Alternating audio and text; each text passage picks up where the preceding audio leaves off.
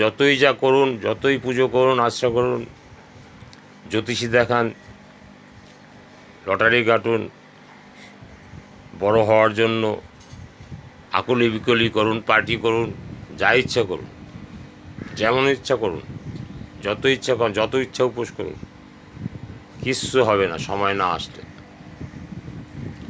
ওই ৬ষষ্ঠীর দিন আপনার কপালে যা লিখেছে তা ঘটবেই ঘটবে। স্বয়ং ভগবান কৃষ্ণ তিনিও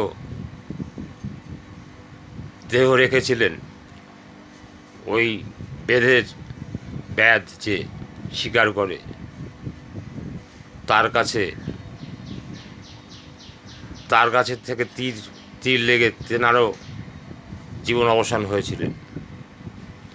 বিধির বিধান ৬ষষ্ঠীর দিন যা লিখেছে তাই ঘটবে, তাই মেনে নিয়ে সব অবস্থায় রাজি থাকুন।